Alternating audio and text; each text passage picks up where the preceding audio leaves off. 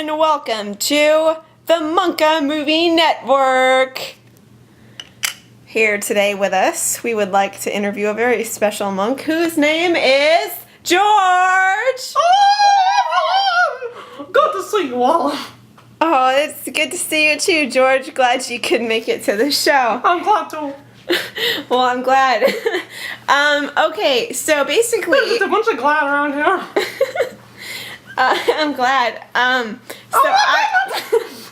I'd like to talk to you today about some questions from some of our viewers that we've had about you and your life, and just some randomized questions that I've pulled from a list here. Randomized, sure. First of all, I'd really like to ask you about your history and where you came from. Okay. And all that. Give us your story.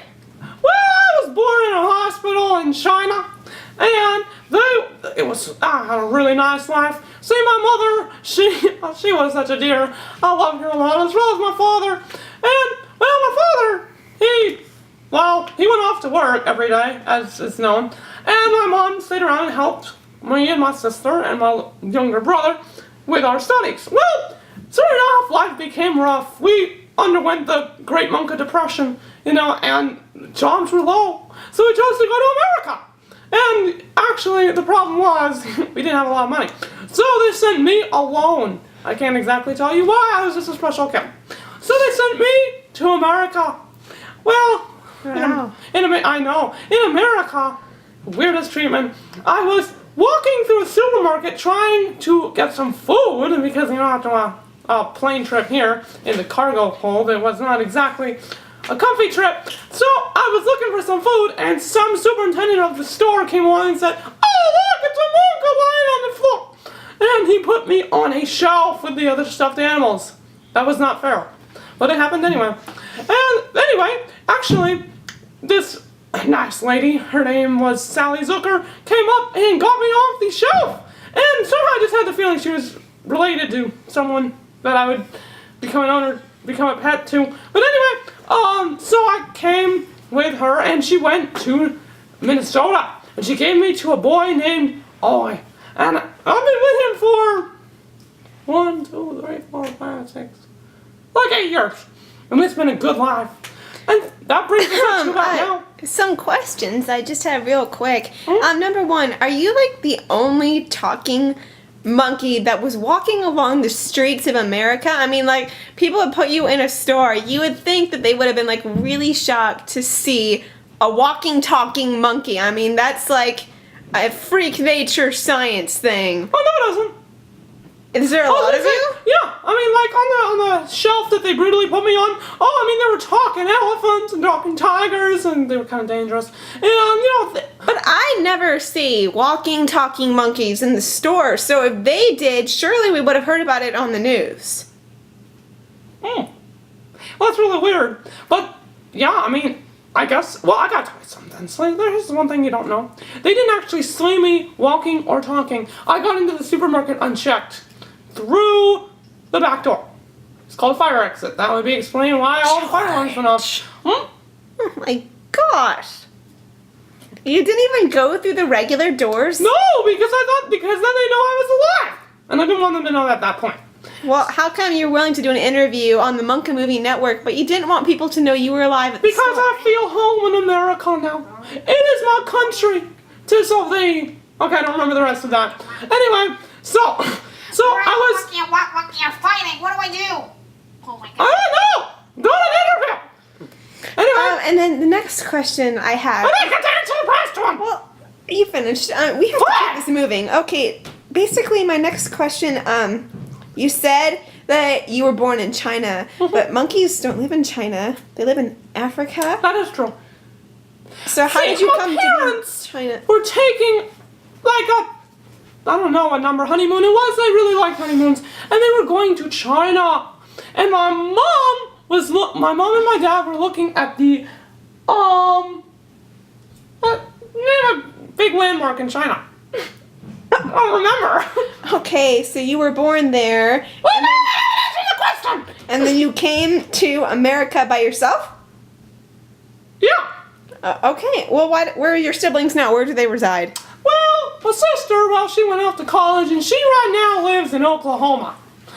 And my brother, he actually still lives with my parents in Africa. In Africa? Mm-hmm. They returned from their honeymoon. Oh, okay. I think. All right, well then, come to our list of questions here. Okay. We were wondering why it is that you have a tag on your body. That would be my birth certificate. You humans don't carry your birth certificates on your legs, but the doctors in the Monka hospital do. They put the tags on our feet, so we carry them around. And it does come in handy, like when someone says, hey dude, I want your driver's license. I know, but your tag reads 100% cotton, polyester. That doesn't seem like a birth certificate thing. Your birth certificate would give, like, your date of birth and your parents' names. Well, you see, actually, you can see my name on it. Curious George. It tells my name. I don't know why they put curious in there. I'm sure I'm not curious. But anyway, so, actually, believe it or not, the 100% cotton, that would be the bedding that my mother was born on. See, in Monka regulations... Your mother was born on... I'm sorry! I said that completely wrong. That I was born on. See, there are Monka regulations that say that the doctors have to put down what kind of bedding you were born on. Because that way, I do not know why. It is stupid. But that's just the way it is. So, what can I say for myself? Any other questions? Okay, why do you have straps on your back? Straps, yes, that is the weirdest thing.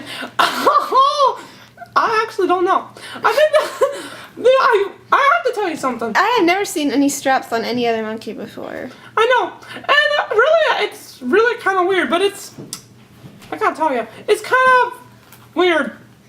Well, I'll have to think on that one for a little while. A shipment of bananas for brown monkey and white monkey. Those A things- special type of bananas. That'll be about $1 million, sir.